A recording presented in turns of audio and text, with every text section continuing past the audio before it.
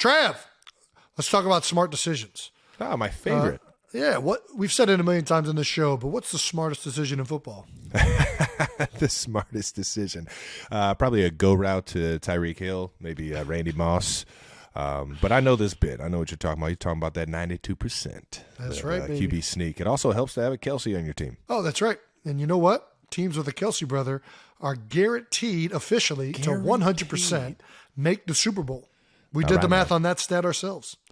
But when it comes to making smart decisions about your finances, you should check out our friends at NerdWallet. NerdWallet is where you can compare top financial products side by side and make a smart decision about your finances. NerdWallet has a whole team of actual nerds, real smart people, not dummies like me and Jason, who help you find your next credit card, saving account, and much more. And these aren't regular nerds. We can 100% guarantee these are pure, never played the game of football nerds who only care about one thing, and that's your finances. Check out our friends at NerdWallet who have the expertise to back it up with their objective ratings for financial products for you. Listen, it doesn't matter if you're looking for the right cashback credit card, a home loan savings account, or even want to just compare car insurance quotes. NerdWallet has you covered. So listeners, it's time to make the smart play with our friends at NerdWallet.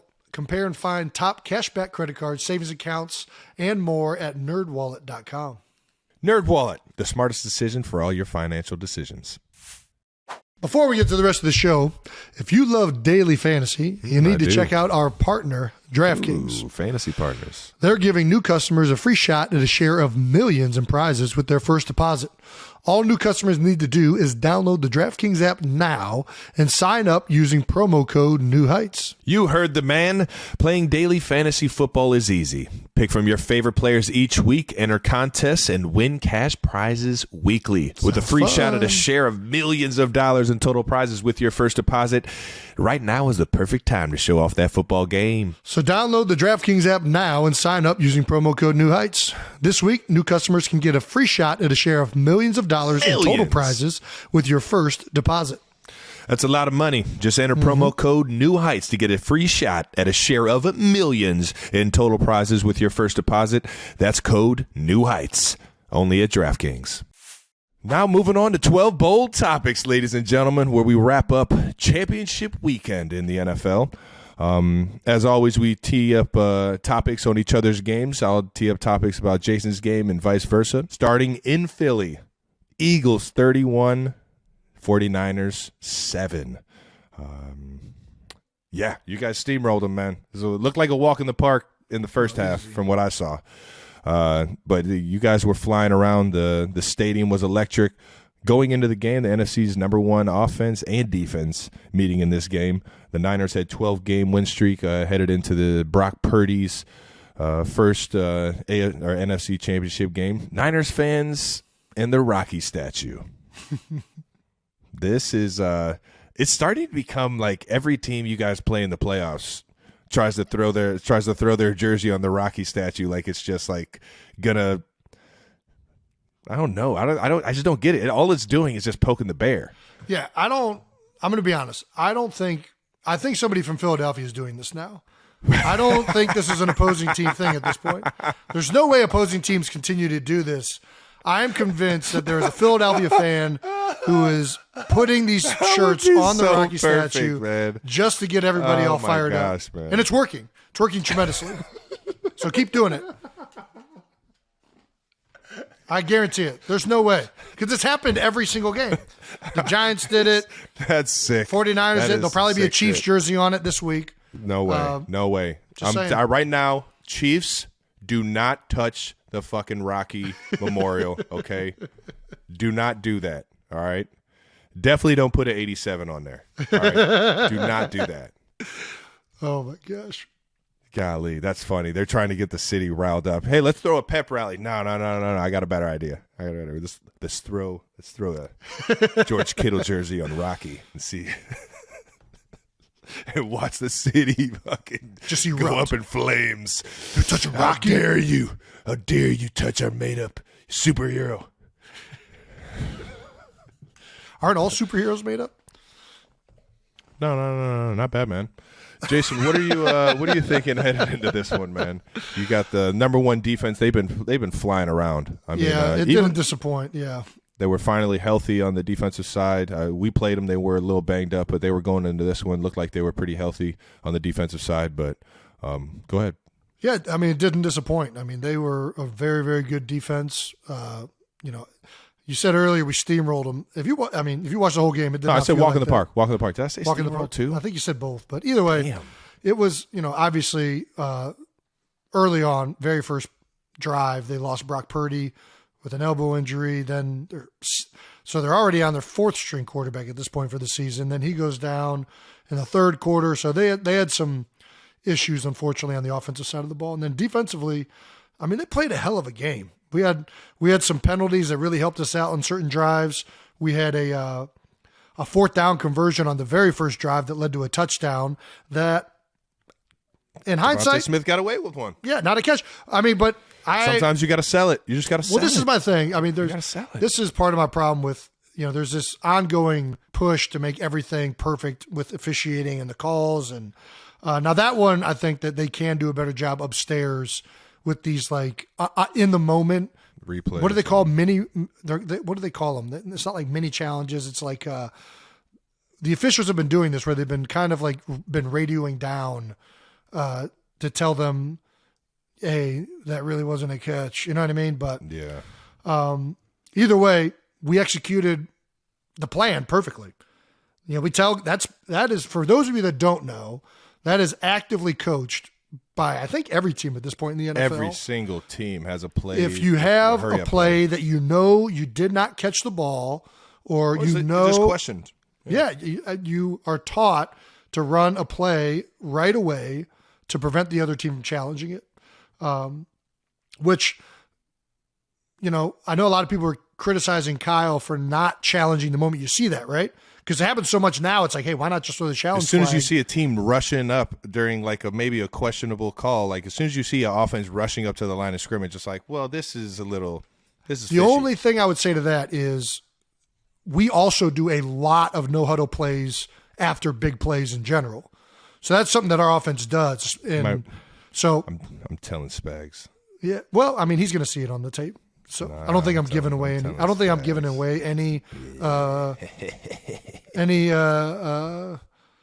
maybe that was a mistake. Dang it! Yes. First bit of advice. But anyways, so yeah, they've been doing this in the playoffs with the challenges. Where haven't they been doing this? Where they are reviewing them now upstairs in like live time, and they've been calling down to overturn some of these. So, yeah, I don't know.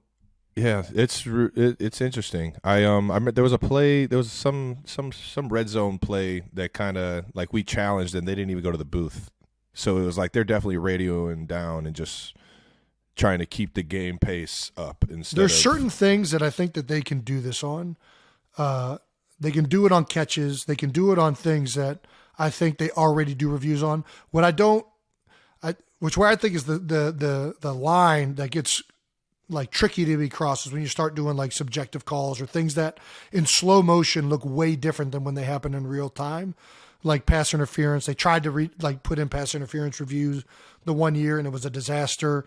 Like everybody and their mother was showing Lane Johnson getting a good jump on the snap and saying it's a false start.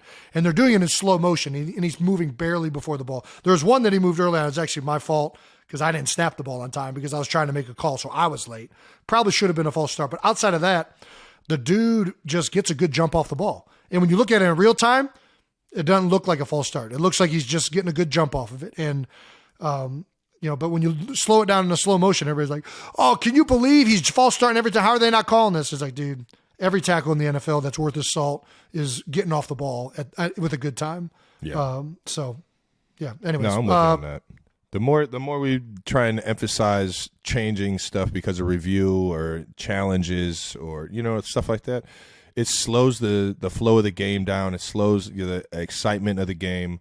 And there's always going to be questions on whether it was the right call. You could look at every play and slow it down and find out at a specific moment and make a call and be like, this could have been called, that could have been called. So I'm kind of in it.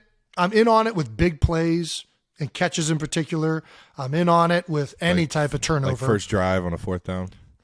I mean, to be honest, I think that there should be somebody upstairs watching that instantly and being able to motion to the signal down to the officials to maybe take a little bit longer spotting the ball. Like, because, as much as I think it's great by us to operate that and get that play off, it's a good job by our offense. And it's a good job by Devontae to signal to get that off. It wasn't a catch. It's the reality of it. So, I don't know.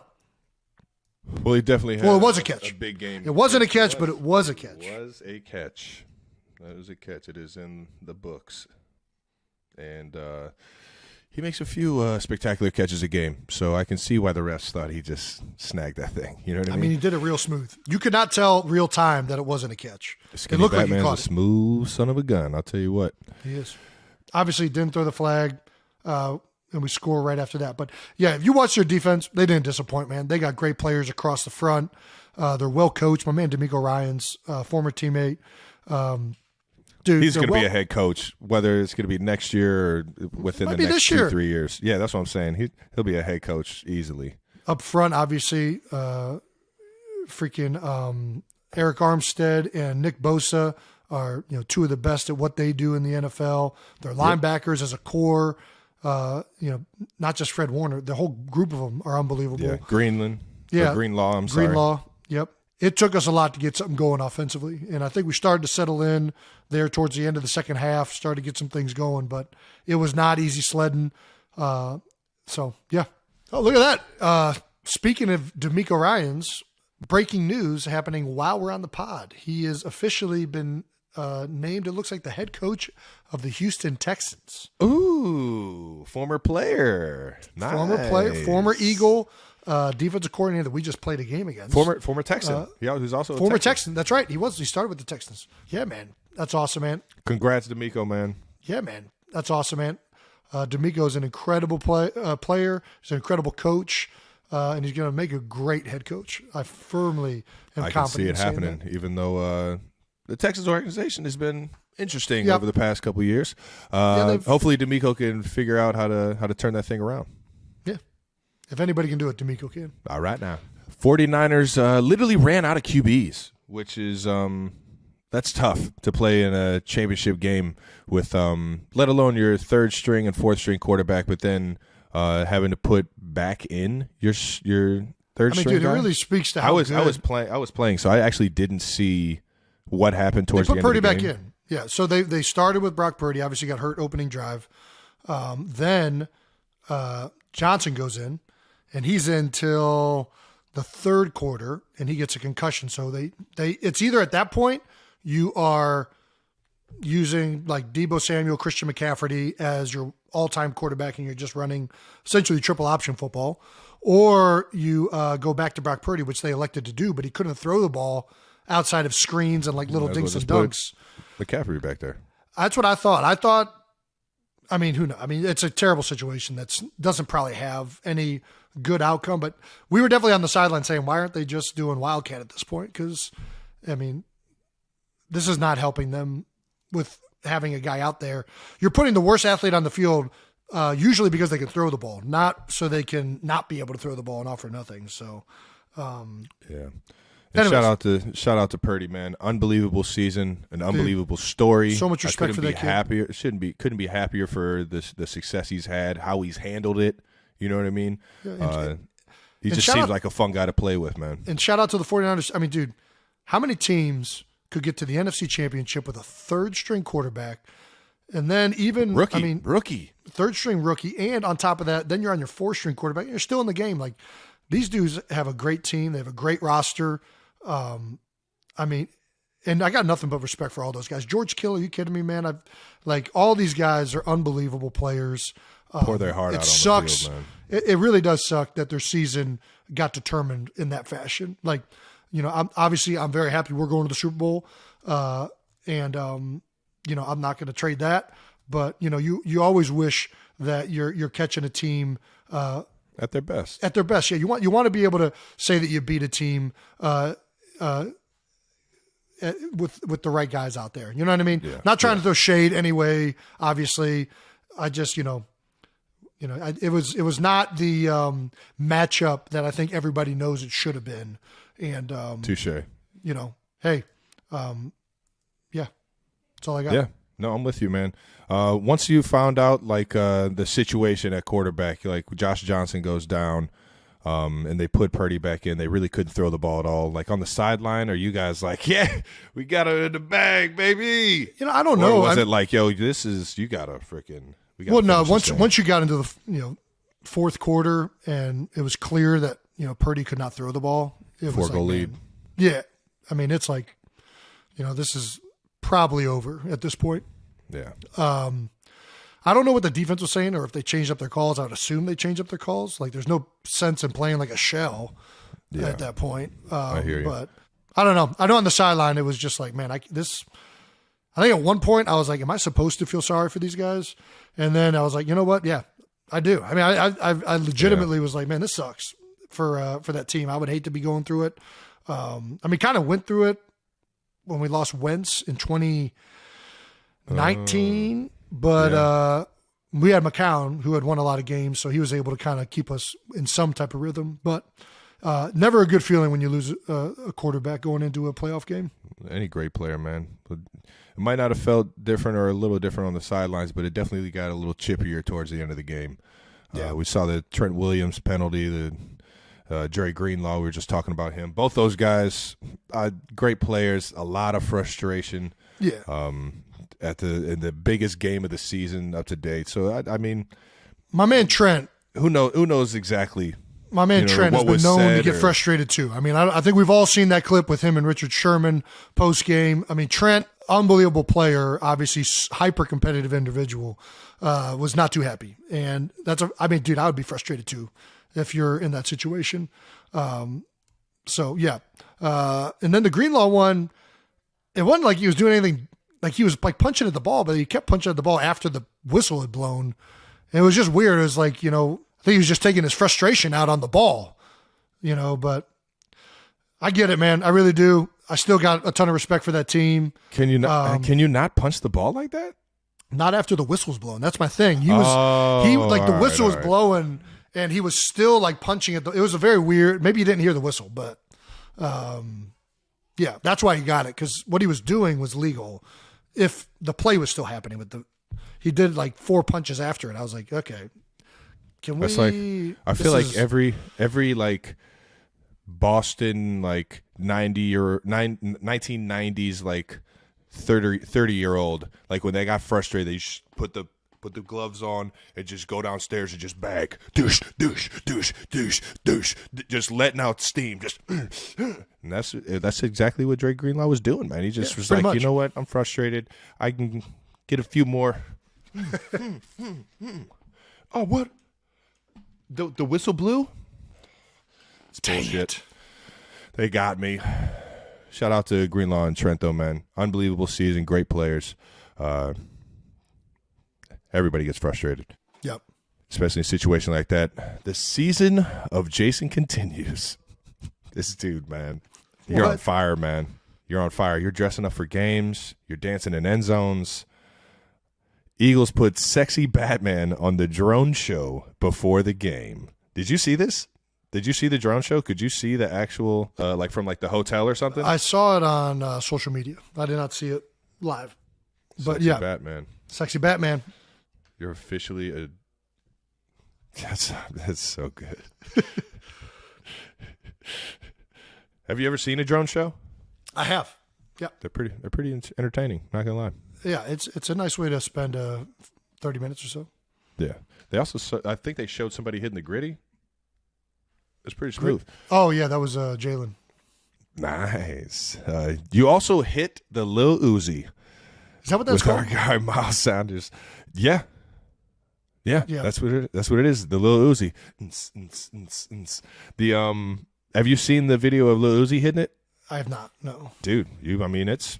Should I watch it right now? You're right there, dude. Let me see this because all I was doing was just imitating what Miles was doing. Yeah, and Miles was imitating Lil Uzi, so it was perfect. Oh, this is the clip of me. Yeah, I don't know what it looks like. Actually, Lil Uzi was at the game And he came into the locker room, some of the guys said. Yeah, Philly guy. And they said he was that everybody understood why he's called Lil. Not a big dude. Not a big dude. Great music though, just not a big dude. And the dance is absolutely entertaining. And as your brother, I really appreciated you hitting that. We got a few guys from Jersey. One of them being I don't know Papa how I Checo. did it. Yeah. I just kind of like. And he when I tell you that the Lil Uzi song, like there's a song that dance goes to. Oh my gosh! Probably when heard that the song comes on. It's called like Let's Rock or something Pacheco like that. time. What's it called? What's the song called? Body Yada Yada. I don't know. I forget what it is. I think it's called like Let's Rock or something like that, right? I've heard the song. If it says Body Yada Yada, I've definitely heard that in one of the pregame mixes. Yeah, I don't know if it is that either. Are you Just better? Wanna Rock. Just Wanna Rock. There we go. There we go. Well, Miles, that was unbelievable, and I thank you for inspiring Jason to hit the Just did it in the moment. Rock, man. It felt good. It felt really fun.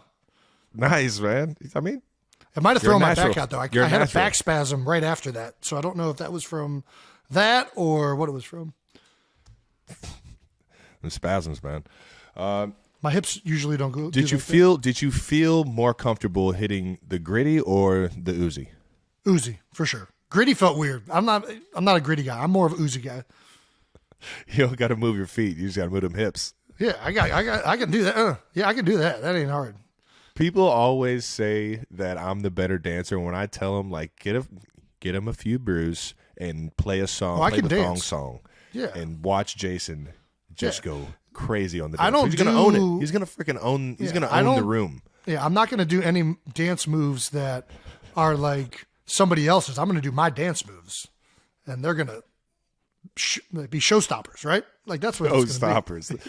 Talking. be. Look out! You might get, it might break something. He's a one-man mosh pit, is what he is, but it's electric. And you had the family on the field post game. I realized that I probably should have signed a few tickets to some friends because I didn't have anybody on the field after the game when we won it. But I got to see a bunch of teammates there and a bunch of Kansas City legends. Nice. So that was fun. But yeah, you had mom, dad. Who all did you have on the field? Mom and dad were not on the make it? field. Mom and dad were not on the field. Only Kylie and the girls were on the field. Yeah. Dad tried to get on the field and got denied, I think. Sucks to suck, Ed. Yep. Maybe next time. Found that out. That got leaked down to me. Somebody was saying, your dad was like trying to get down the field. I was like, would you guys not let him on the field? I was like, no, he didn't. He didn't have the passes. I was like, oh, okay, whatever. Yeah, Big no, we were pass. collecting confetti with the girls. Yeah, it was fun. It was a typical NFC championship victory. Probably, I was like, I don't know. It's emotional during the last quarter, especially seeing a lot of guys that we've kind of been through it with and everything, and then seeing Kylie and the girls. But I don't know. I don't know if it's because I've already won one, I already been to the Super Bowl, but definitely less. And also the way the game went, it just wasn't as like your guys' game was like down to the wire, literally. Yeah. So it was an emotional, like climactic moment. Eruption, for us. Yeah. It was kind of like, oh, like, I don't know, whatever. Yeah, it was awesome though. Whenever you have confetti on a football field, it's a good time.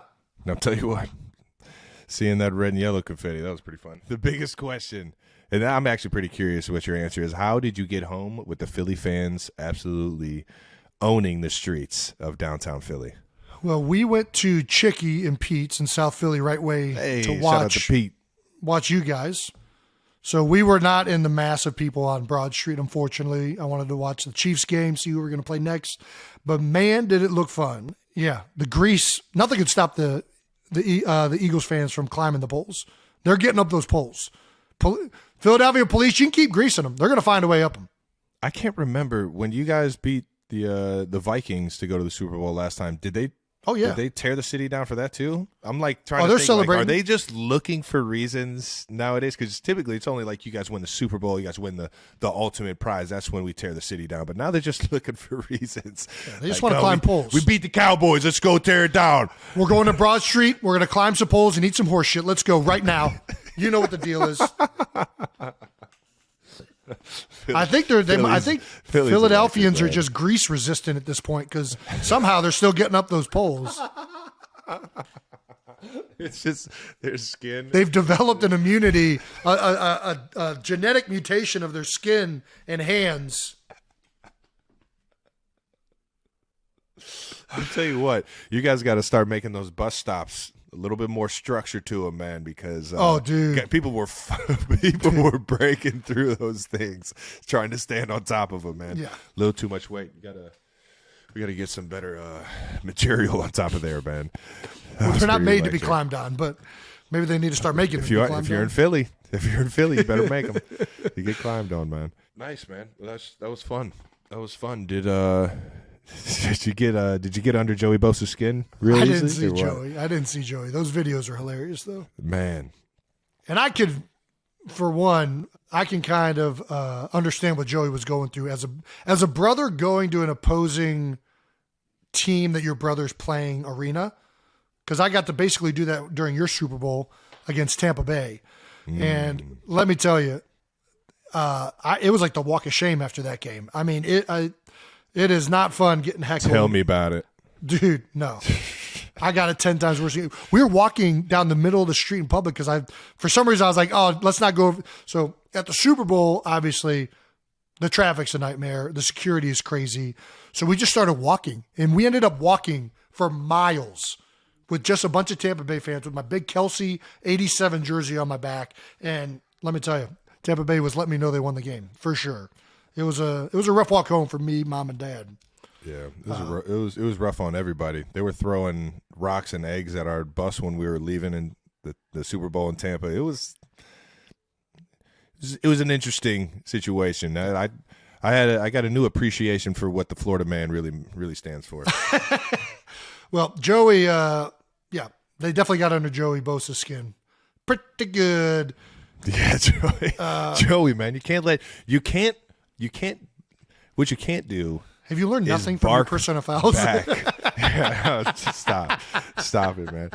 Personal fouls. They're handing out personal fouls to anybody. All right, I still don't. We don't know what he said. Okay, we don't know what he said. But what you can't do is give the Eagles fuel, man. You can't give Eagles fans fuel, and how you give them fuel is you bark back. You got to just let it be an enlightening, funny moment of them getting under your skin or just getting after you a little bit. Yeah. Knowing that you're in enemy territory, because once you give them that little like once they know they've got really you pissed off, they're really pissed. Yeah, we got him. We got him. Foot, press the gas. Fish on.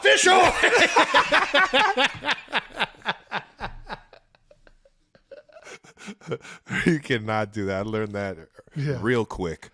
Gosh, going to Eagles games, man. And I was wearing the Eagles jacket. And I was still, you got to be smart. You got to be smart when you're dealing with those Eagles fans, man. Congrats on making it, big guy. I know it was an interesting game, man. But you guys have been playing your asses off all year, man. So congrats, big guy. Thanks, brother. If there's one thing I've been asked all season, it's what's the one thing I do to maintain this healthy physique? And the answer is simple. I take AG1 Athletic Greens every day. A lot of people are probably hear greens and think the wrong idea. Like, this isn't just eating a salad once a day or something like that, right? Correct. Yeah, this is more than a salad. This is a way of getting all of your basic greens, and it's basically like 9 products into one. Just one serving of AG1 covers all my nutritional bases and supports my long-term gut health with 75 vitamins, minerals, and whole food products sourced with high-quality ingredients. Damn, I didn't know all that was in there. Hey. If you're listening to this show and been saying, man, I want to get as healthy as Jason Kelce, you're in luck, because in February, only Athletic Greens is giving you guys the best offer and the best deal at 10 travel packs plus a 1-year supply of vitamin D. Listen, I've even got Ed Kelce taking it. And just a week ago, Travis said he was ready to play wide out for Andy Reid, so it's got to be working. Listen, I did say that, but I will not guarantee those results. But if you are listening and want to take ownership in your health, today is a great time to start. So like we said, for the month of February only, Athletic Greens is giving you a free 1-year supply of vitamin D and 10 free travel packs with your first purchase. This is their best offer yet, and you can get it at athleticgreens.com/newheights. That's athleticgreens.com/newheights. Trying to find the best deal on tickets? Well, SeatGeek is the answer. With over 28 million downloads, SeatGeek is the #1 rated ticketing app. Numero uno. And as a sponsor in New Heights, you know they had to go big. And for the big game, SeatGeek is offering $500 off on next Sunday's game. And it's literally the last live football game you can see until September. And if you were just $500 shy on tickets for the big game, this is the discount you've been waiting for. All right now. And here's how to get the offer. Just click the link in the description. Once you log in, a $500 off code will be auto-applied to your account. And everyone's eligible for this discount. It doesn't matter if you've purchased on SeatGeek before, or it doesn't matter if you've ever even seen a football game before. If you want to see Jason and I in person next Sunday dueling it out in the Kelce Bowl, just click the link in the description for a $500 off code. Well, let's talk about your game. All right, Chiefs 23, Bengals 20. Obviously came down to a last-second field goal by the butt kicker himself. The butt kicker, baby. Let's go. I guess we can finally call it a rivalry. You guys have finally beat the Bengals and Joe Burrow. What was it like going into this game? We hit on last episode. The Chiefs were 0-3 against the Bengals and Joe Burrow. Mahomes injured last week. Trav, you were questionable for the game with back spasms. Yeah, there was a lot of talk from Cincinnati and the not just the players, namely Eli Apple. Man, he had the Twitter fingers hard last week. He was telling everybody to go to Cancun, it looked like. And then they were calling it Burrowhead after the game. And, of course, Mayor Jabroni. I don't know. Oh, my gosh. Can we get over this? Let's not keep harping on the mayor. We're talking about it. Let's talk about it. The mayor started talking some trash. Let's talk about what went into the game. Were you thinking about all this stuff? Were you thinking about the fact that you guys are 0-3 against them? Were you thinking about how much trash they were talking leading up to it? As if we already didn't have enough ammo. I think we've lost every game to them up to that point by 3, and then finally got a win by 3. It was kind of like it was all the stars were aligning. It was all set up for us to be able to go and defend our home stadium. I honestly no. You had to defend Burrowhead? Yeah, that's what they called it until they lost and everybody got on their ass about it. So is it back to being Arrowhead now? Is it back to being Arrowhead? It was Arrowhead the entire freaking time. GEHA Field at Arrowhead. The guys won one game, and I got all the respect in the world for Joey Burrow, another Ohio football guy. Doesn't sound like it. What? What do you mean? They're over here trying to call Arrowhead our legendary stadium, the loudest stadium in the world. They're trying to call it Burrowhead after he gets one win in there. Is it the loudest stadium in the world or just the loudest stadium in the NFL? In the world, Craig. In the world. In the world. Damn. That's right. 142 decibels. Who's measuring? Guinness. Guinness is measuring.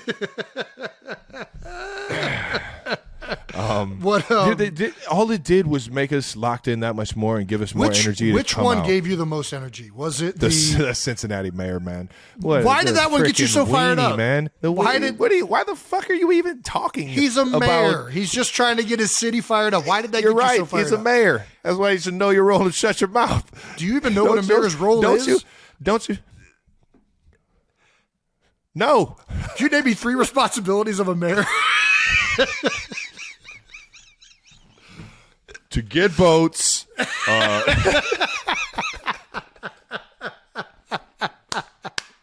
Oh my gosh. All right, so the mayor got you the most paternity test. Gonna get a paternity test to see if Burrow is really Mahomes' father. I mean, that was a little bit far. Shut the fuck up. Yeah, that was a little far. Freaking weenie. I ain't trying to hear any of that shit, man. That was like the last of it. You know what I mean? Eli Apple, not even going into this game, but last year, the previous matchups. Yeah, he's a big talker. I've dapped him up. Eli's a cool cat. He's actually funny. Some of the shit he says on Twitter. That's the way most of that works. Most of the guys that talk the most shit are actually funny as hell when you sit down and talk to him. Yeah. But he definitely seems to know how to get under people's skin, especially with Burrowhead the antics last week with Stephon Diggs. Yeah, Burrowhead was Hilton, one of the best guys on their team, Mike Hilton. Like I said, I got a lot of respect for all these guys, but if you're going to talk shit, you got to back it up. And unfortunately, Hilton got abused. Eli Apple got abused. Marquez Valdez-Scantling had a field day on him the whole game. Whoa. And Yeah, it is what it is. I'm pretty sure Quez at the end of the game got asked about Eli Apple, and he said, "I was eating his ass. I was eating him up all game." Eating him like an apple.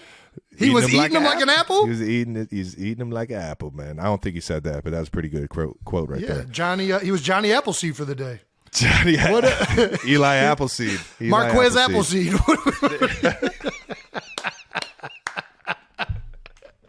Oh man. Yeah, it's obviously it's fun to kind of chirp back at a team that's felt like they're that much better than us, knowing that we've been leading in every single fourth quarter that we've ever played against them. It's just it was fun banter at the end of the game, but I don't want this to get away from how much I respect the Bengals, their coaches, the players on that team. That offense is unbelievable. Joe Burrow, Jamar Chase, T. Higgins, all those guys across the board on the offensive side are absolutely spectacular. They're all could be Pro Bowlers if they were given those opportunities.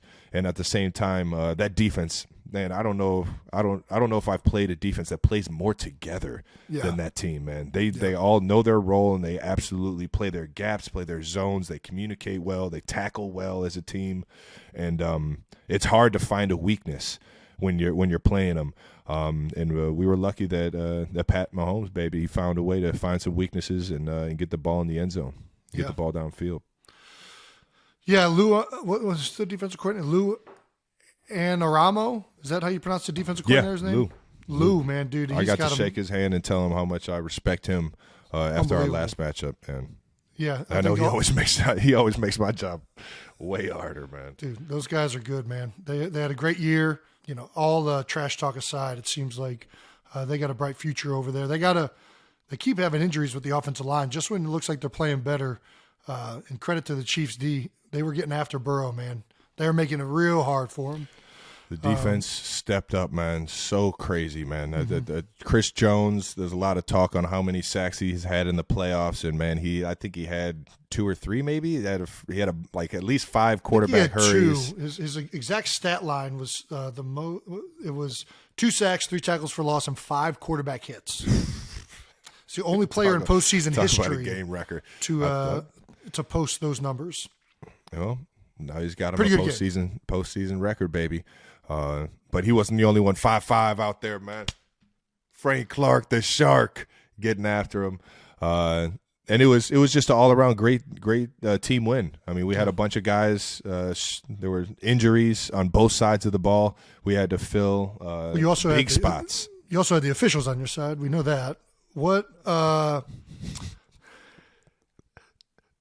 Hey, they've been against us before, so listen. If it's our turn to finally get the officials on our side, like, thank you, man. I've been through my freaking ups and downs. We're gonna get to that in a second. Let's talk about your post game speeches first. Yeah, I mean, first of all, iconic. I didn't know people still use the word jabroni. The last time I've heard that, I think, was 1990. It was a tremendous throwback. I never stopped using it. You've been using it ever since? Oh yeah. What? Yeah, we need to bring that back. Jabroni is a great word. The Rock definitely approved it. My boy Travis out here cutting Rock promos with the fire. Love it. Super Bowl bound. Yeah, it was a really good promo. I got to admit. I think even the mayor, like, he wasn't even mad. He was like, well, yep, he got me. Like, Did he really? Yeah, he responded. He wasn't even mad. He was like, that's fair. Best of luck to you. Pretty fair. Well, now I respect him. I respect him. He can have fun. All right. He took it well. He's a good sport. Good sport. I appreciate it. You're not a weenie anymore. I take it all back. Jabroni. The Rock also said, my boy said what he said. I appreciate the venomous shut your and over the formal shut your. The shut yo. Shut yo. Venomous. Yeah. Do you got a future in WWE? I mean, you've cut some unbelievable promos before. I mean, nobody puts on a costume and has a speech better than Jason Kelce, man. I save those for Super Bowls only, though, not NFC championships. And you actually wrestled. You I wore did a leotard before. We can maybe get a picture of that. I wrestled 7th and 8th grade, middle school. Man, that was. I used to love going to those matches. You want to talk about a grueling sport? Let me tell you, I've played a lot of sports. Nothing tops wrestling. The practices were terrible. I used to watch you guys like, bro, fuck this. Like, just get ridiculously tired every single moment. And then you're out there on your own. I mean, wrestling's hard. I never wrestled, but I would always hang around because you had wrestling practice after school, and in 6th grade you didn't play sports, right? It was only 7th and 8th graders in middle school got to play sports. Well, you still played like the community sports. Yeah, so but I'm saying like right hockey, after school, baseball. I didn't have like school sports Yep. to go to or anything Right. after school, so I would come down to the wrestling Gym. or the room Yeah. that it was in, Yep. and clean up after you guys. They would like have me like mop the mats? the floor, mop Yeah. the mats afterwards. Like, all right, It's real. While everybody's getting water, Kelsey, why don't you, Travis, why don't you go ahead and mop this up for us? Like, am I out of training? But it was a teacher. It was a teacher asking me or telling me to do it, so I did it. The match was hilarious. All the matches were hilarious because obviously you're going through puberty. You had pimples all over your face, and they were terrible. busting every single match. Like anybody that went up against you definitely got your blood or your like pimple juice on them. It was like the most disgusting shit. I'm like, this dude has a clear-cut advantage. Nobody wants to touch this man. Not only is there pimples all over the place, but we have the natural Kelce sweating genes. Between all of that, everybody was just too nervous to touch me that I won most of my matches. You're just slippery, dude. I could slide on it. Slippery like a snake. All right. Let's talk about the. So you also had the other thing in the post game speech. Burrow had my ass. I was on another level, Yeah, man. you were taking notes. You had stuff ready to go, and then the famous at the end. We already talked about this, but I got some wise words for the Cincinnati mayor: know your role and shut your mouth, you jabroni. I mean, dude, so aggressive, and I loved every second of it. I knew I wanted to say that line. I just didn't know how I was going to say it. So Jim Nance, love you, Jim Nance. One of my favorite announcers, one of my favorite guys to listen to during all sporting events. Yep. He just like gave me the floor. He didn't even ask me a question. He was like, all right, Travis, what do you got? Just like, I'm like, oh, I thought I was about to answer the question and like have to like tie it into the question. I'm just like, and then thankfully Pat like handed me the trophy, so I had something to say. I'm like, how about this beautiful trophy? And I veiled white in it. I was just like, oh, look at this beautiful trophy. What I have. How about it? Yeah, but back to the mayor. Like an idiot. I tend to black out on the stages. I anytime I got a microphone in my hand live in front of a lot of people, something good's happening, but I also black out, and something bad could happen because of it. So I don't know if I'll ever do anything live anymore. No, you got to keep doing it because everybody loved it. So are we banned from Cincinnati? Dude, can we go back to our alma mater? This is, dude. I'm repping. Do the Bearcats want us back all the time, man? Like that was a huge point in my life, man. Are you attempting to win Cincinnati fans back with your attire today? I have to. I don't know about today specifically, but it definitely felt fitting, to at least show the Natty some love, that I show them that, I was in your backyard for 5 years, We got a lot of love for Cincinnati. Yeah. And you took a tight end the same year over me. It's whatever. It's whatever, man. It worked out. I could have been a Bengal, but I'm not, and I'm not mad at it. You also referenced the other famous Cincinnati mayor, Jerry Springer. Ooh, Cincinnati was a better city when Jerry Springer was the mayor. I'm not even sure how good of a city it was. Yeah, me neither. I think that predates us. But Jerry Springer sounds like a fun mayor to me. Hey, it's going to be exciting. Who knows what was going on in the Natty back then. All right, let's get back to the game. Trav, you had 7 receptions for 78 yards and a touchdown. Tight end playoff yards record. You've officially passed Gronk for the most receiving yards by a tight end in the playoffs. In NFL postseason history, you are now second to only Jerry Rice in receptions, yards, and touchdowns.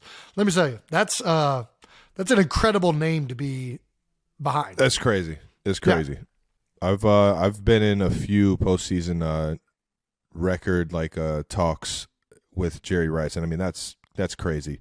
What it says more is how many great teams that Jerry Rice played on, how many great teams I played on. Yeah, to be able to get these games, you got to get the opportunities. I think I just played my 15th, 16th game in the postseason. That's awesome. Which is it's a whole nother season. I didn't even realize that's the type of opportunity that I've had in my career, man. And I've just been so fortunate to be able to represent the Chiefs and play the majority of those games at Arrowhead, man, because I love playing at Arrowhead.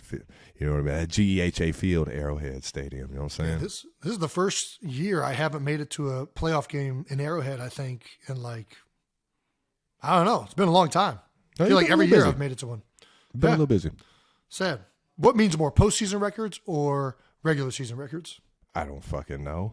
I mean, the records are cool, I guess. Give me the record where the team wins the most, or you know what I mean? Like, give me those records. Yeah. Give me those records. You know what I mean? Like, I'll take those records over individual records. Yeah. I mean, you're talking to a guy who does not have any individual records, so I'm kind of on board with you on the team records. That's fair. Got a lot of memorable moments. Actually, no, we just talked about it. You just set a record. I didn't set a record. Yeah, you did. What record? I can't set a record, Joe. I have no stats. There's no record that offensive lineman can set.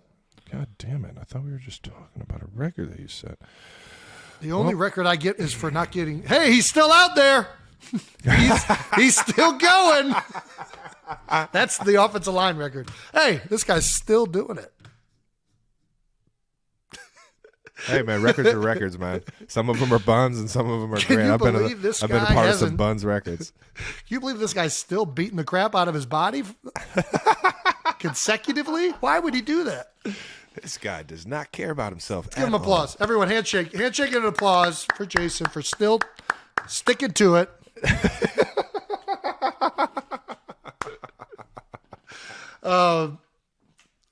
This guy has nothing else to do in his life. Go ahead. Yeah. What were you thinking in the game with the lateraling? I don't think you've lateraled the ball before. Every once in a while, though, it seems like you're just like looking to get a lateral. Yeah, well, you got to keep the defense honest, man. Who told you that? What? What does Andy say when you get to the sideline? I can't disclose that information. I have to know what Andy's saying. There's no way he's okay with it. Can't tell it. Can't tell you, man. Competitive advantage. Just know that when I had that talk with him, I didn't do it again. You tried to, though. You tried to do it again. That's what I'm saying. No. He had to talk after the second time. We had to talk. When he saw that you were about to do it again, he was like, all right, Travis, you and I both know what you were just about to do. I wasn't about to do anything, Coach. I swear to God. The thing is, the second time I should have done it. The first time I should have just threw it higher. The second time I really should have done it because he would have scored. Noah would have scored. Jody was right there to give him a spring block to spring him into the end zone. If he catches it, if he doesn't catch it, it could be a turnover. You should not do this. It's 3rd and 19. I should have just caught it and fired it as hard as I could at Noah. Either he catches it or it's going out of bounds. Brother, see where I did it. What happened with Jet was it was too soft, and there was a windy day. Got caught in the wind a little bit. Nosedive. Have we learned nothing from the Vegas lateral roulette between the Patriots, the Patriot roulette, and the Vegas Raiders? Have we not learned anything? Well, I'd like to think that Pat isn't just going to take a charge. Even with a high ankle sprain, he's going to make a tackle. No. Pat's sticking his face in the fan. Well, you guys are playing through a lot right now. Speaking of high ankle sprains, obviously Pat has the ankle. You were questionable. You want to talk about that? What was going on? You had back spasms? I'll tell you what, that shit sucked, man. Mentally. When did that happen? Because it happened late in the week. Happened the second to last play of practice on Friday.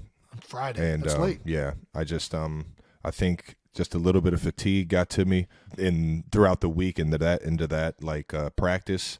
And I was feeling good going into that last period too. Everything felt great, and then I just moved the wrong way at the wrong, angle, and my back just locked up and fired up, man. And I was lucky that we got some of the best trainers in the world in Kansas City, and one of my guys, Alex Case, my personal PT, to help me loosen everything up. Jersey native, man. Keep the ties close, baby. Yeah. Keep it in the family. But yeah, we did it. It was unbelievable how much time I spent on my stomach just getting my back worked on and getting needles thrown into me and getting, just anything that could possibly help for Friday night, Saturday, the entire day, and then Sunday before the game. I mean, it was a 72-hour just focus on trying to get this thing loosened up. It was a game time decision. I woke up the morning of the game like, man, this thing is still tight. I can't fully straighten my back.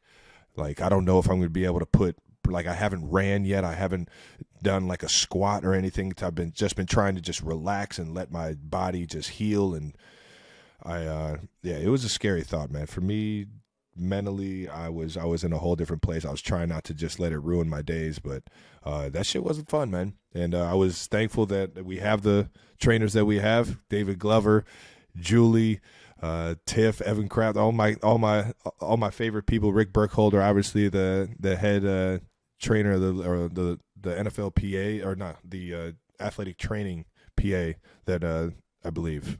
I hope I'm saying that right, Rick. But I love you guys. You guys have made my career, helped make my career what it is already, and definitely got me ready for this weekend. So, well, in the words of Pat McAfee, did you get any vitamin T before the game to help you get over this back pain? Vitamin T? What's vitamin T? You know what it is. I was all jacked up on Mountain Dew, man. You didn't do any vitamin T? I had a whole bunch of. You didn't get any vitamin T? I always take vitamin T. It's the best vitamin there is on game day. So don't leave home without it. No, well, the trainers did an unbelievable job. Both you and Pat still went off, had great games. Pat went for 29 of 43 for 326 yards, 2 touchdowns. Huge game from Pat despite the injury. But it didn't help in the game. You guys had 3 receivers go down during the game: Tony, Juju, and Hardman. You also had cornerback Jerry Sneed and Willie Gay Jr. go out during the game. Yeah, those are that's a lot of injuries, man. That's crazy. It's a lot of big time roles in both this offense and defense, man. Yeah. Legarius is one of the best cover guys that we have. Kind of a Swiss Army knife in terms of you can put him at nickel, you can put him at corner, you put him at safety. And then Willie he's kind of like our heart and our fire of that defense. When he's out there, man, he is flying around and setting the tempo. So to see those 2 guys go down was not easy, but guys stepped up, man. We had a lot of we got a very young secondary, man. For them to have that passing attack and to keep them under 25 points, 30 points, man, it was unbelievable, man. And we're definitely not where we're at if they don't step up and make all those plays. Guys did step up. Chris Jones, we already talked about his stat line. First player in history to have 2 sacks, 3 tackles for loss, 5 quarterback hits.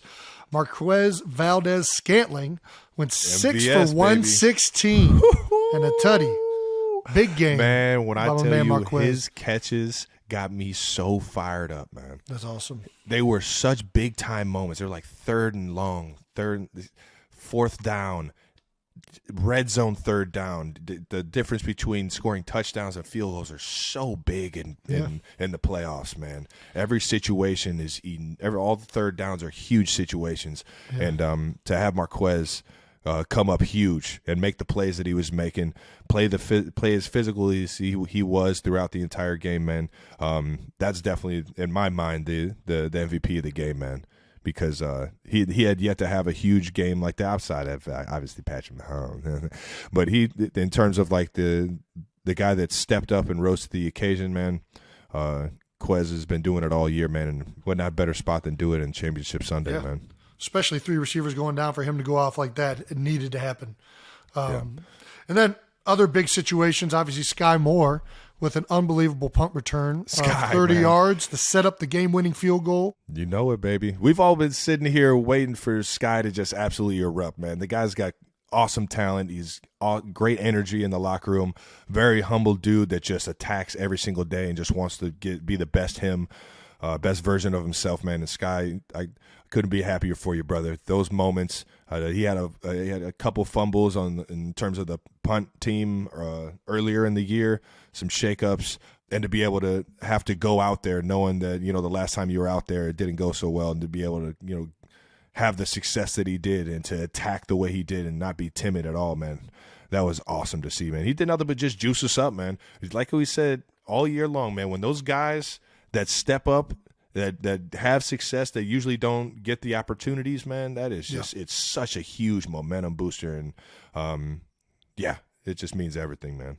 Well, that set up the next guy who stepped up for the game, which would be Mr. Butker, or as he is affectionately known, the butt kicker. The game-winning field goal.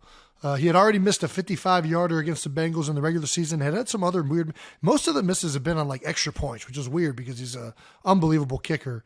And for him to go out there and kick the game-winning field goal, send the Chiefs into the Super Bowl, awesome moment for Butker. I couldn't be happy for that dude, man. It's tough, man. When these field goal kickers they miss one or two, or unfortunately they miss a handful or something throughout the season, the media starts talking not everybody handles that the right way. I think Harrison has done an unbelievable job about just blocking out the noise and not listening to anybody, hone in on his craft, worked with the snapper and the holder and make sure everything's perfect. You know what I mean? Whatever it was that he was doing, he figured it out, man, because right now he's on fire, man. We love him for it, man. He's been like that his entire career. Let's not forget how many games Harrison's won for us because he's got one of the biggest legs in the game. Well, those are the biggest moments. Let's get to the biggest what the F moments. The game ended kind of strangely. You got to admit that. I mean, it was a great game. There were a few situations where it was like, what? What happened can you explain what happened on that third down where you guys got a do-over? Well, one of the refs came running onto the field, and I guess his mic went out, or the stadium was too loud. They couldn't hear him. But if you watch the replay, he's clearly running from the sideline to the middle of the field trying to stop the play before the ball snapped. Well, as somebody was watching on TV, it looked a little crazy. Just going to admit.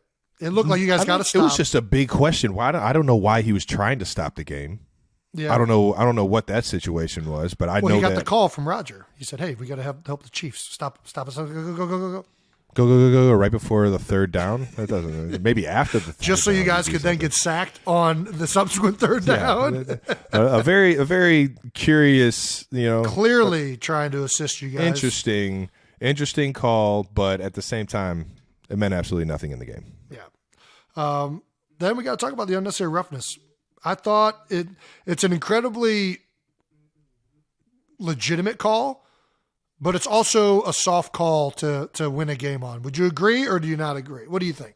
Are you trying to say something about your loss to the Washington football team, the Commanders this year, where you guys kind of got a little listen, I don't want to bring up bad taste because it was you're talking about definitely lost this year the face mask? Heineke. Yeah. Yeah. Oh, we got an unnecessary roughness call at the end of that game. 5-5. Brandon Graham.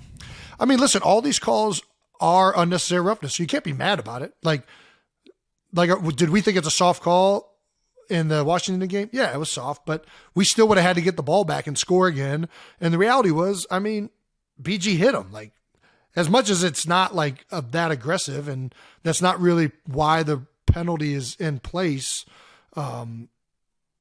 You can't put yourself in that position. I mean, that's the reality of it. Yeah. Everybody knows when the quarterback's going out of bounds, don't touch him. That's like a golden rule in the NFL. Yeah, like you know what the rule is. And Pat did his best Cristiano Ronaldo on the sideline right after he got pushed. Cristiano. It was very Patricio Ronaldo-esque. Throws the hands back. Ronaldo. You saw the feet come up. Whoa! Dude, in real time. It didn't look really bad, aggressive. but it looked like he got pushed. He did get pushed. On slow-mo? He sold it, and it worked. They got a 15-yard personal. Cristiano Ronaldo. Who was the first flopper in the NBA? Was it not flopper, but like Manu Ginobili? Manu Ginobili. Right? He was the Argentinian. He grew up playing soccer. There you go. Now they all do it. Now everybody just takes, Your boy LeBron might be known for a little bit of it. What's we got unnecessary. Hey, man, they be hacking the shit out of Brown, man. Don't start that. What? Yeah, I don't know. That kid on the sideline was an emotional wreck. I'll tell you what. Yeah, I did that. Now you want to talk about feeling bad for a guy? That's a situation you would never want to be put in, man. Thought it was awesome by BJ Hill. I don't know if you saw that moment in the locker room, having his back. He's a young player. He's a rookie. I mean, the guy apparently played a lights-out game. Yeah, he was one of the hardest guys to block all day.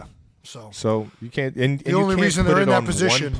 You can't put it on one player. Zach Taylor made a great comment after the game and said, "We're not going to harp on one play that win us, lose us a game."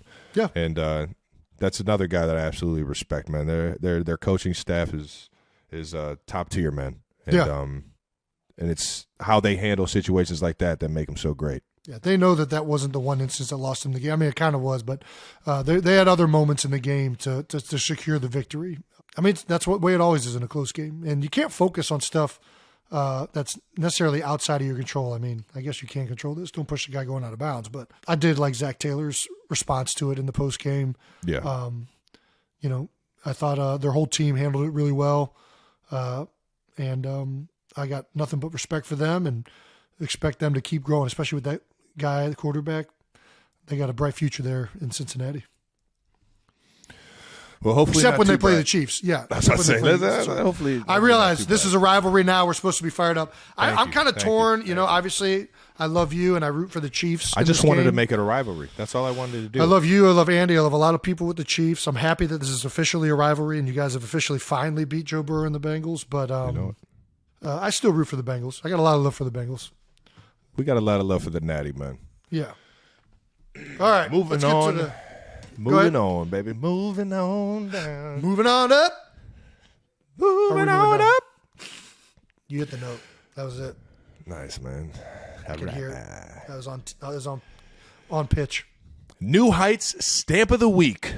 This week we got a fun one. Not too many football games being played right now, so it's slim pickings to find our New Heights Stamp of the Week these past couple of weeks. You got to do some outside the box thinking, which I think kind of makes it more fun. There you go. I'm with it. Well, who do you got, Jason? I got the Philly fans. I don't know if you saw it. We had 2 home games, and they were an electric crowd.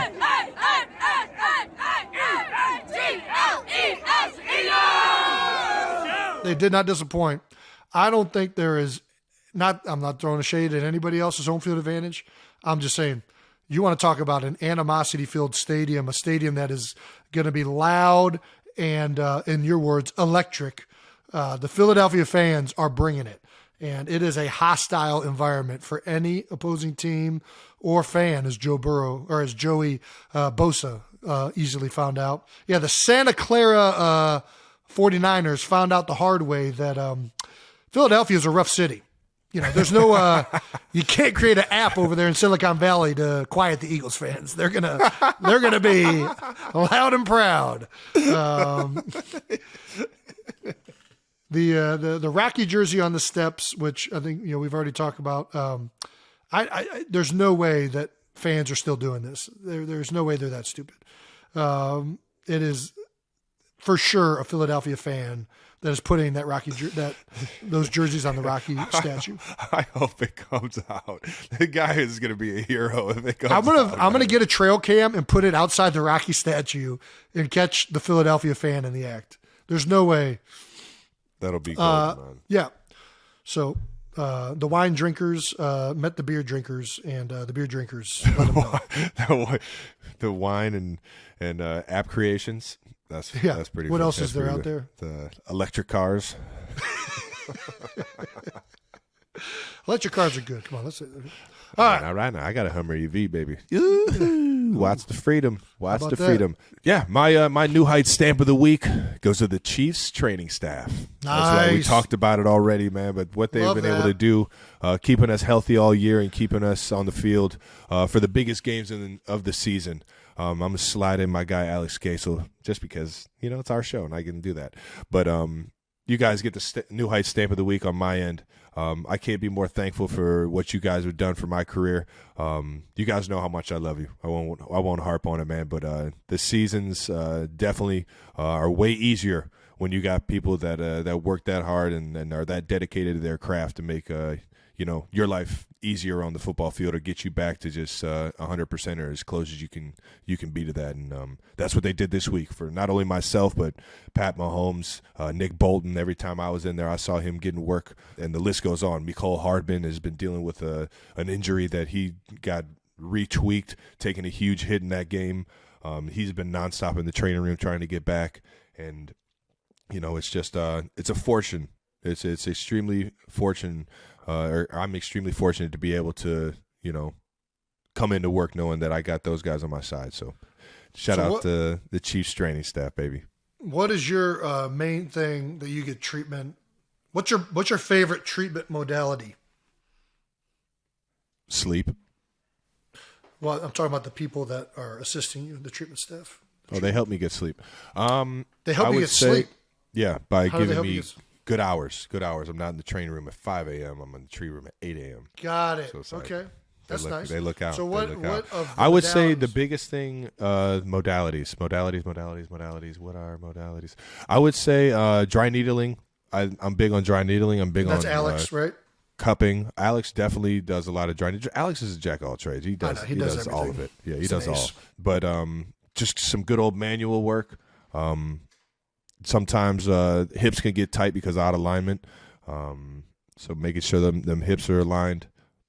But for the most part, cupping, big cupping guy, about big stem? needle guy. Stem makes me feel good. Ultrasound? Stem makes me feel good. I'm not sure what ultrasound does other than show you what's going on inside. Okay. So I might be doing all of this. There's a Little combo? little laser. Yeah. I don't know if that does anything. Laser but therapy. I don't know, but that it's- shit, it feels good. It feels a nice little. I don't it's really like feel wearing a hot anything pack. when I do it, but No, it's there. No, I don't guys feel a must thing. you guys must have a hot laser, not a cold laser. There's a cold laser? Believe it or blue? not, it's still hot.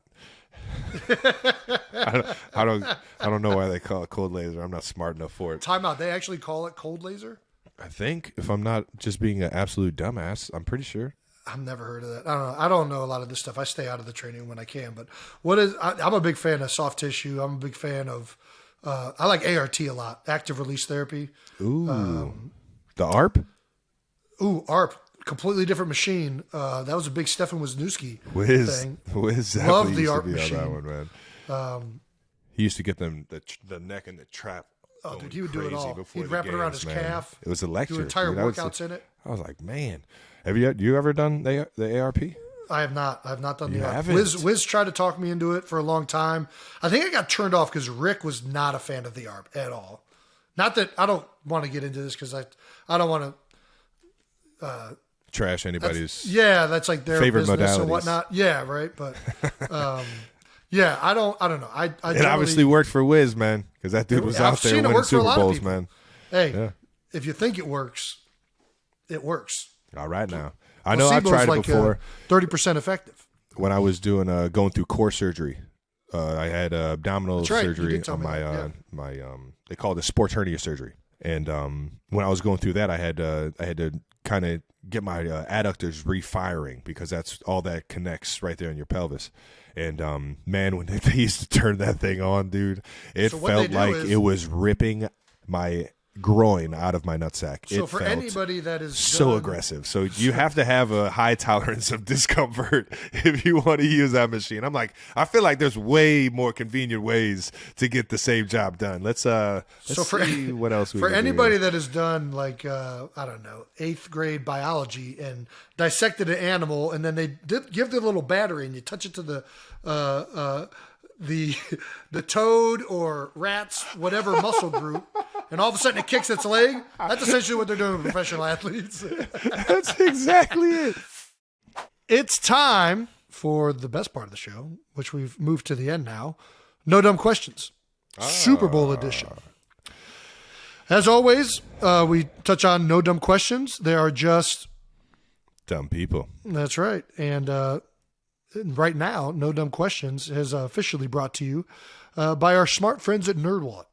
If you want to make smarter decisions about your finances, ask our friends at NerdWallet. If you want to make somebody answer your not so dumb questions, ask us. This week, All right now. we have a question from Drew Farber at Drew Farber. Mr. Party Drew. That's a great at symbol. Okay now. New Heights Show, what are the top 5 bowls in existence? We're talking Chipotle bowls, Pro Bowls, cereal bowls, you name it. Anything with a bowl. Anything bowl? Anything with a bowl. Oh man. Young bowl. And what are the top 5 in existence? So are we talking I think you got to go Super Bowl number 1, right? Super Bowl is number 1, right? Dude, nope. Nah, not everybody loves the Super Bowl. Believe it or not, man. It's Not just the everybody loves most Super watched Bowl. sporting event in America every single year. If we're talking bowls, and I mean, it's either got to be. I mean, if the World Cup was a bowl, it'd be the World Cup, but the World Cup is a cup. And bowls are better than cups, right? Do you like cups or bowls better? You can use a bowl as a cup. You can't use. Well, can you use a cup as a bowl? Damn, we're coming up with some dumbass questions. I think you could use a bowl as a cup if you wanted to. I've definitely had a bowl of cereal in a cup for sure. You've had a bowl of cereal in a cup? Yeah. Well, sometimes you got to do what you got to do. I think I have done that in a red Solo cup. I've done that before. Sometimes you got to make do what you got. You know what I'm saying? All right, back to the bowls. I'm going Super Bowl's number 1. All right. Kelce Bowl number 1. But if we're talking about everyday use, you probably go toilet bowl. Yeah, I was going to say cereal bowl, but yeah, toilet bowl. Well, cereal bowl, I don't even eat cereal anymore, really. You still eat cereal? Jason, grow the fuck up and go get some Lucky Charms, all right? I stopped eating cereal a while ago. What do you My eat kids for eat breakfast? cereal. What are you at breakfast? What are your breakfasts for? I usually eat 3 eggs over easy with 3 sausage links, some potatoes, and a bagel with cream cheese. Is this because you go to the Eagles Caf and it's there? Yeah, that's where I normally eat breakfast, is at the Eagles cafeteria. Okay. When I'm at my house, Kylie will make breakfast. Sometimes I'll make overnight oats. I'm a big overnight oats fan. I like oatmeal. I like making oatmeal. Okay. You like yours a little runny, or you like it a little flaky? Yeah. I prefer it creamy. Add a little bit of milk to it. Okay. With fruit, of course. Big fruit guy. I like berries. Big berry guy, huh? I like berries. Big fan of berries. I don't know which one I like better. Fruit bowl. Fruit bowl. Fruit bowl's good. Fruit bowl's good, but I can't put it in the top 5 bowls. I don't need a bowl for my fruit. I can just eat the fruit. The bowl is not necessary for the fruit to be good. So we're going Kelce Bowl, the everyday throne, the toilet bowl. Toilet bowl. And then,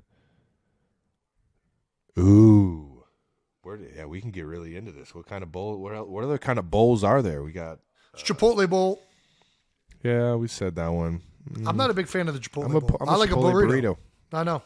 Yeah. The bowl is like you're half into Chipotle. I'm going to eat a Chipotle, but I want to be healthy. Just eat. If you're going to eat healthy, eat healthy. If you're going to eat a Chipotle, eat a Chipotle. Don't do it's like getting a salad at McDonald's. Just be in or out. Don't be doing this. There's things that were made to be healthy, and there's things that were made to not be healthy. Just not be healthy. It's fine. It's fine. Yeah, you don't gotta. Yeah, just go for a run. You'll run it off. Yeah, you'll be all right. Just don't eat as much of it. But can't run, go for a swim. Yeah, you can't swim, just. Yeah, Wing Bowl. Wing Bowl was pretty tremendous. Dude, Wing Bowl is legendary, dude. I don't know if we could put that top 5 for political correctness reasons, but way too many people were researching what exactly was going on at the Wing Bowl. Cannot do that. A bread bowl. We have college bowls. I'm not a bread bowl guy. I think bread bowl's stupid. I think it's dumb. Just have a regular bowl. I think that's actually I think that's like a San Fran, like Northern Cali thing. It sounds like it. Just have a regular bowl and dip your bread in the bowl. Like, what do you need a bread bowl complicating this situation? It's going to get soggy. Then it's like going to be. It's a messy. I've never understood the bread bowl. Who doesn't like you don't like getting like a tomato soup and just getting some bread and dipping in the. I love doing that. I don't want it to be its own thing. You don't like it to get a little soggy? Oh, all right. Oh, I like it when it gets soggy. I'm just saying, it's not. There's no control when it's a bread bowl. When it's separate from the bowl, I can control the sogginess. I can put butter on it. There's so many more things I can do to the bread. It's just. It was a cool creative thing somebody did once upon a time, but functionality-wise, the bread bowl is one of the dumbest things in existence. I can firmly agree with that. What about the KFC Famous Bowl? I was a big Famous Bowl guy, but I always did that on my own. Again, you used to eat. You just don't need it. Things. I don't need the bowl. Like, I can have a plate. I did this every Thanksgiving on my own. I got a plate of food and I just mixed everything together. Like, it's not. You know, I'm the exact opposite, dude. I can't do any of those bowls because I like to eat things like separated. one at a time. Yeah. I like combining things. Efficiency. Because you're Ed Kelce 2.0. Let's get this thing into my mouth hole quicker and down the chute so I can get up and move on with my day. Dude, shut up. You're the slowest fucking eater I've ever come across. Well, that's why I mix it up so I can take my time with it. You just counter. Imagine if I had to eat it all separated and I still ate that slow. Oh, my fucking God. I'm out. I'm paying for the check and I'm leaving your ass. It takes longer to eat the food when it's all combobulated together. We got a good one. The Mike Daniels special. What's that? Maybe that's not the Mike Daniels special. Oh! Let's not do that one. Let's not do No, that's a great one. That needs to be on there. That's a highlight for many people across the country. It's not confirmed. It's still not confirmed. I'll tell you what, it's better than a bread bowl.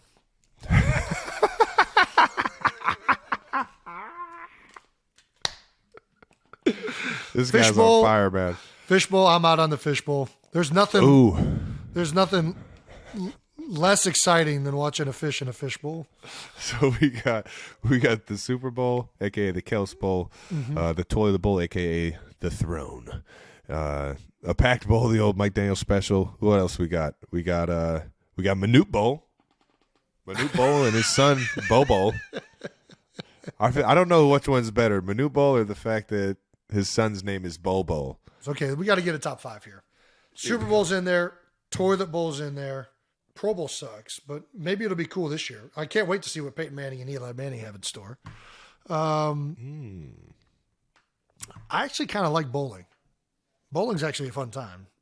Bowling? I mean, yeah. I don't do it often, but whenever I go, I'm like, you know what? That was fun. You know what I mean?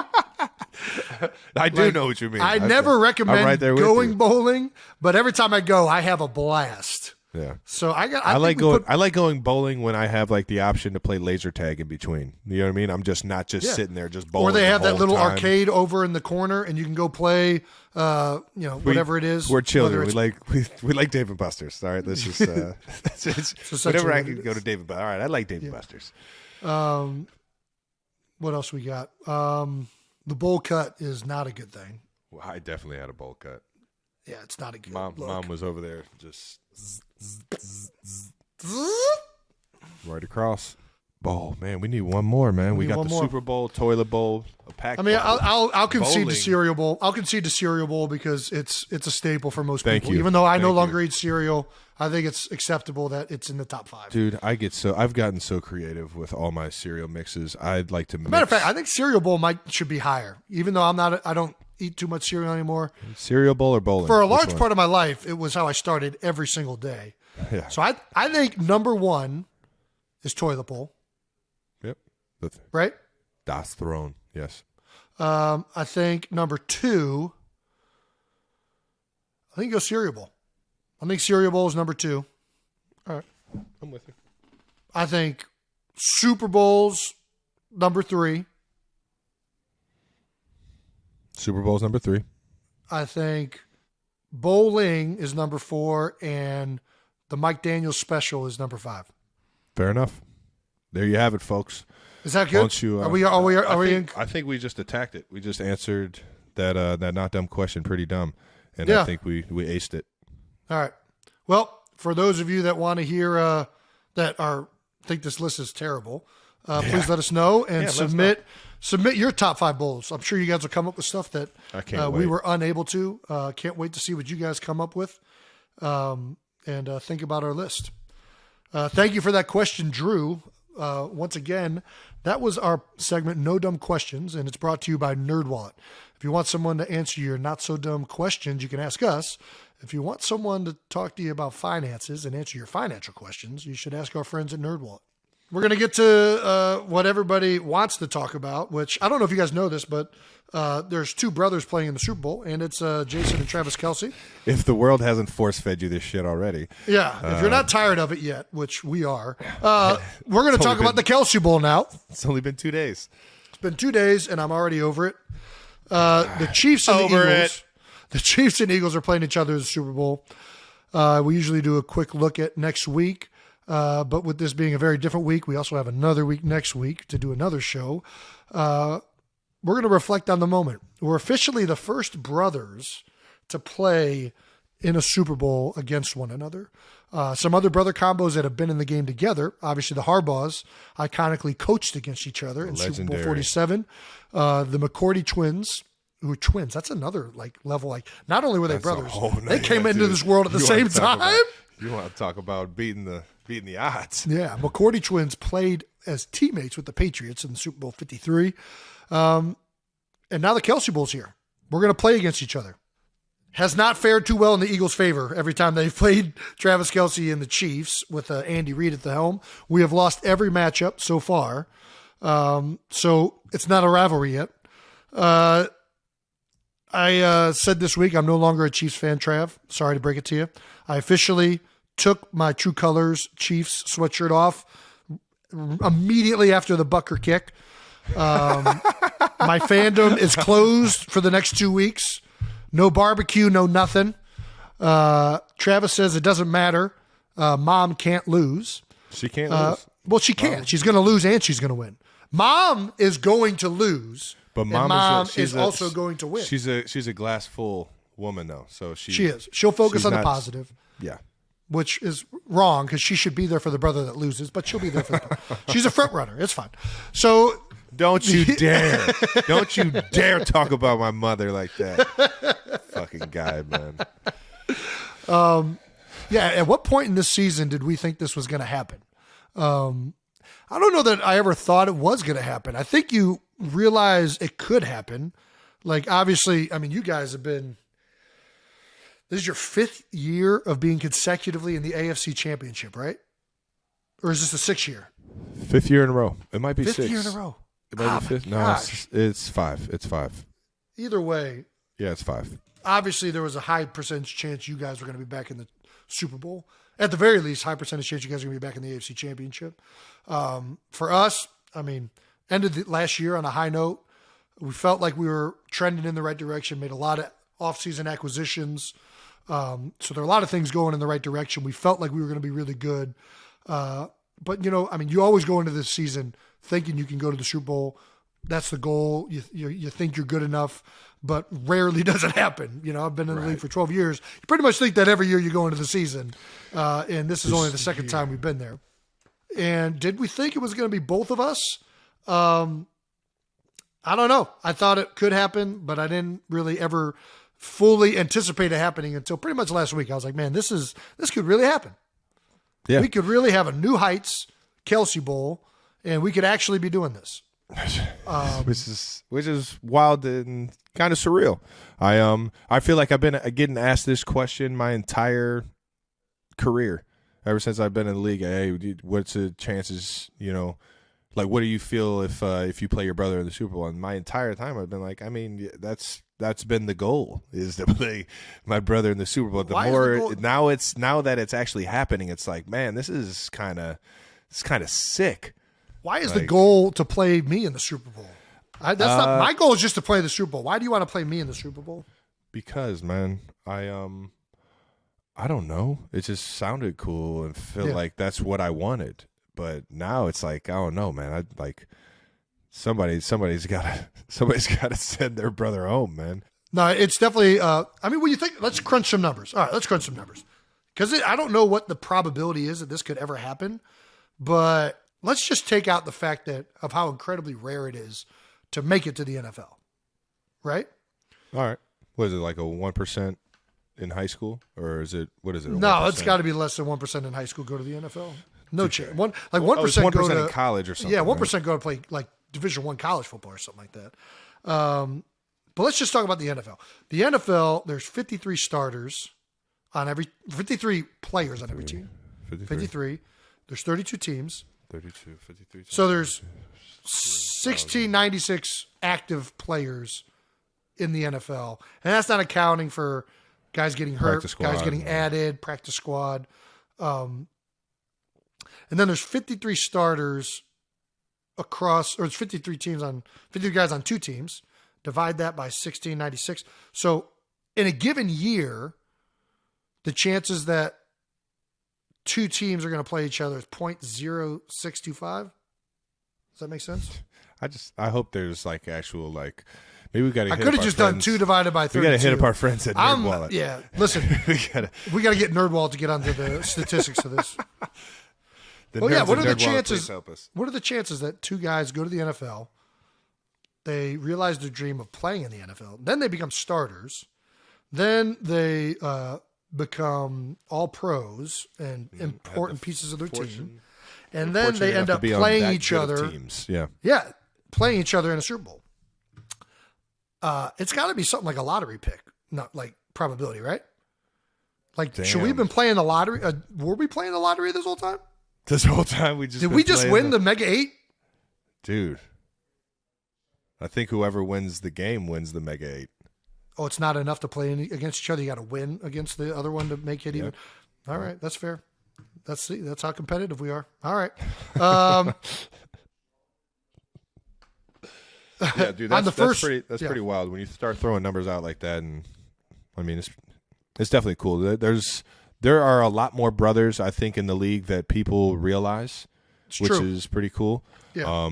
But at the same time, man, for it to line up like it has been this year, specifically Pro Bowl, All Pros, this podcast, for it to all align like it has, man, it's mind-boggling, man. I kind of don't like that we're calling it the Kelce Bowl. Kind of appreciate the support. Yeah, but let's get back to the Chiefs-Eagles Super Bowl. Yeah, there's a lot of guys involved with this. There's major organizations involved. Andy, there's unbelievable storylines in this Super Bowl. Yep. Obviously, there's us, but there's also Andy Reid, Nick Sirianni. I don't know if you know this. Nick Sirianni used to coach with the Chiefs. Yep, I saw that. So there's tons of storylines here. There's AJ Brown, Willie Gay Jr. Played high school ball together. That's right. So there's a lot of guys involved in this, a lot of teammates, and we're excited to go out there as members of each of our teams and do battle. We're going to get asked about this question nonstop from here till the end of the game, and I'm already over it. So, yep. So appreciate you guys calling it the Kelce Bowl, but let's focus on the Chiefs Eagles, man. Yeah. Mom was in quotes in an interview saying that they've been thinking about this since they were 10 years old, but they thought they'd be playing for the Browns. This is kind of true. I mean, but at the same time, I've never really thought about playing you in the Super Bowl. Yeah, I've always thought about more of it like we're playing together. This is a little bit different. And the Eagles fucking took that from us. I think that's what Mom was saying. Mom was saying we always envisioned playing for the Browns together for a Super Bowl. Yeah. It's definitely different. One of us is going to be a loser. One of us is going to be a winner. I don't know. That's the hard truth for it, man. Yeah, no, but it's cool. We're going to get to play against each other. Hopefully the Eagles can find a way to get their first win against Travis Kelce and Andy Reid. Travis, stop doing some jumps from the 5-yard line into the end zone. Tell Brandon Graham to don't talk shit to me and fire me up. All right? He's going to. He's Brandon Graham. I love BG, man. Hey, listen, man. Get me fired up, baby. I love it, man. I know he's already fired up, so I just need to get on his level. He's definitely going to be talking shit. That mic'd up of him on the coin toss is fucking legendary. He's unbelievable. Man. I don't know how he does it. How does he do it in time? This dude, Fletcher Cox, just looked like he was laughing at him the whole time. Everybody was. All the former guys, Brent Selleck, Torrey Smith, all these, Malcolm Jenkins are all laughing at it. I mean, it's true. BG's shit talking is truly an art form. He's one of the best I've ever seen or played with it. Yeah. All right, I can't let him get under my skin. Do we have anything to add? What are we doing with the Kelce? Personal foul. Do we have anything to add with the Kelce Bowl? Like, are Mom and Dad sitting on your sideline? Are they sitting on my sideline? We do have to figure that out because we both get a certain allotment of tickets, and I feel like you're going to have more of a family-oriented group. I'm also bringing Kylie's parents. I'm bringing the girls. Nice. And Kylie's bringing her OB because she's going to be 38 weeks pregnant at the game. Dude. If that could be a super Kelce Bowl. If she has a baby in the stadium, it's officially scripted. We're in the Matrix. It's officially. There's no fucking way. There's no way. That'd be. So you want to take Mom and Dad on your sideline? Wait, what? You gonna have mom and dad on your sideline? What's going on? You giving them the tickets or am I giving them tickets? I don't know. Should we? That's what I'm saying. I think are you you're going? going to have the more family oriented. I'm just going to have a whole bunch of my friends. Either way, yeah, it's going to be a Kelce family affair down there. Maybe we can get Aunt Judy. We haven't had Aunt Judy out to a game. We got to get Aunt Judy out to a game. You want to talk about a fan favorite? You guys only been exposed to mom and dad. They haven't really been Aunt Judy and Uncle and Don, man. Those two are. It's true. Pride of the family right there. Right? Don Blaylock and Judy Kelce, man. We got to get Judy in attendance. We might have to get some. You hear family. this, Aunt Judy? Arizona, you're coming to the desert. We need you. It can't be a Kelce Bowl, even though we're not calling it that anymore. It can't be a Kelce Bowl without. We can call it the Kelce Bowl. We'll still call it the Kelce Bowl, but let's acknowledge that it's not the Kelce Bowl. I think we can hit on. Yeah, we might get some family episodes next week too. We got some time this week to kill, and everybody's asking for mom and dad. This might be the week to do it. We're gonna get mom and dad on the. I would love to get Ed Kelce fired up on a podcast. you guys think Jason? He can finally clear up this alien fired talk. Up opinions, man. Oh yeah, no, we need to get into it. I don't think we've gotten into it as a family yet. We got to get into that. Mom's gonna be too nice. We got to try and open her up. She's gonna be delightful. Yeah, she's just the absolute saint. She's gonna bring cinnamon rolls for the podcast. All right, let's get. We got a new segment right now. We're going to get to our quick outs. This is going to happen before the show closes now. We're going to talk about the fan base name here. We have a few options. We've obviously been talking about the 92 percenters. We have New Heights, the hooligans. But we're going to put it up to a vote. We like the democratic process here. Take it to the polls. We're finally going to take it to a vote. So we're going to, you can send your ideas of fan base names to New Height Show, that's one S, at gmail.com. And we're finally going to take this thing to a vote. I think we have a couple that are for sure going to be up for vote, which are 92 percenters and hooligans. We're still looking for other names that might make it to a vote. Speaking of fan bases, you guys came through and found the Chad Henne first touchdown pass, Trav, that you threw in the stands and ruined. Yeah! Playoff touchdown pass. Our fan base, the 92 percenters, I'm sorry, I shouldn't be saying that. Our fan base has found the football. This guy's biased. I know, I am. So the question now is, what are we going to be willing to give that person so we can get that ball back for Chad, Travis? Wait, time out. They're holding it for ransom? I don't know. I don't know if they've officially held it for ransom. Going on now? I was like, all I know, it's going to cost you a little.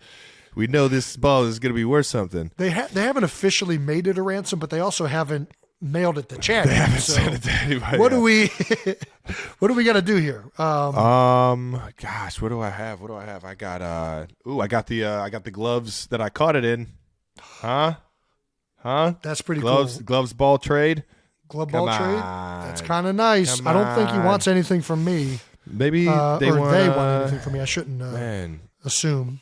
Chad, we can get you a Chad Henne signed jersey, maybe. I could maybe get a Chad Henne jersey, get him to sign it. I don't know. I'm gonna ask Chad what he can offer up, man. We'll definitely we'll figure it out. What else we got? Barbecue gift card. Some of your favorite Kansas City barbecue spots. Get a few gift cards. Get you a signed jersey. What do I have hanging around? We can do some New Heights merch if they're I get a fan of the confetti. show. Get you some confetti from from the AFC Championship. AFC Championship, yeah, that'd be crazy. Maybe confetti from the Kelce Bowl. So we got gloves plus jersey plus merch plus confetti.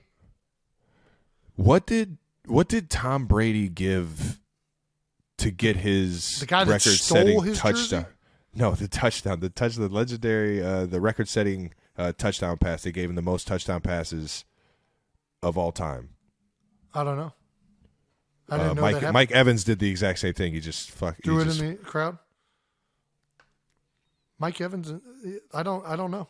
I don't know what he did. I forget what he did. It was like a little care package. So yeah, whatever it is, care package. Yeah, we'll get you a nice care package. Nice. Maybe we can maybe you could send like an authentic video, like a video of yourself and Chad Henne, so that they have proof that they were the one that caught the ball that you threw. That's pretty cool. I don't know. That's pretty cool. That's a pretty good idea right there. But there is something, unless you're holding it for ransom. So All right. We're going to reach out. We'll We're going to reach out, We'll send these ideas out, and see if we can't get this ball back to Chad. you guys are the best, though. Appreciate you guys being open to it. And Amazing thank you job to the finding the ball, finding who had it. Great job, fan base. Great job, production team. Really, across the board. We also need your guys' help starting a Reddit page. I'm actually a big Reddit fan. I like Reddit. If you go to reddit.com/r/newheights, right now it's buns. We don't have a good presence. damn it. I think what we might need to do to make it officially pop Not off, buns? Trav, is What's to that? do an AMA. I think that's the only way to get it going. AMA. Ask me anything. American. Oh, okay. Yep. We'll do that in the off season.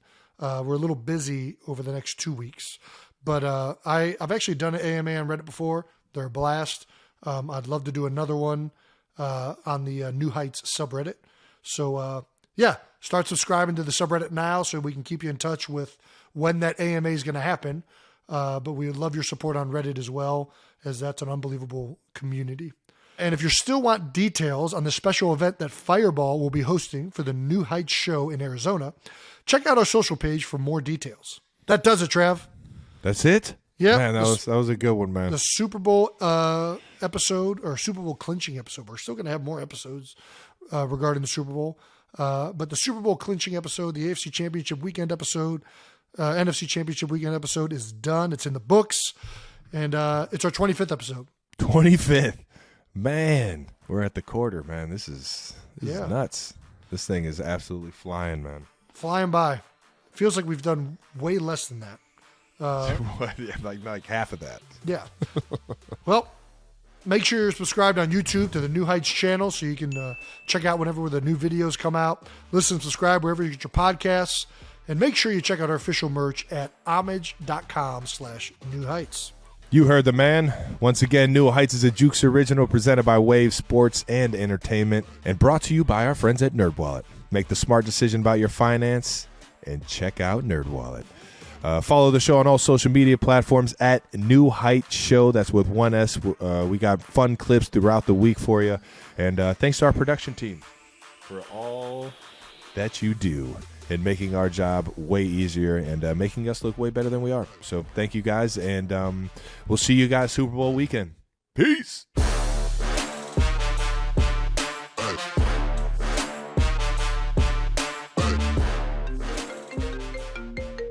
I can't do this. I'm too much of a chicken shit. Hello? Can you hear me? Is this Rob? Yeah. Hey, what's up, Rob? What up? How you doing? We're doing good. We're in the Super Bowl. We're unfortunately not going to be able to make Gronk Beach. Oh shit! I know. We were calling to try and RSVP. I didn't know what the protocol was, but we definitely appreciated the invite. Look forward to seeing what that's like, and look forward to seeing the you next one, baby. nail this kick for America. Yeah, I mean, obviously, I was hoping at least one of you could come to Gronk Beach, but I mean, obviously, you guys got way more important things. Party will always be there. One of these days. All right, man. Take care. Say. You can't say enough good things about the guy, man. What a guy.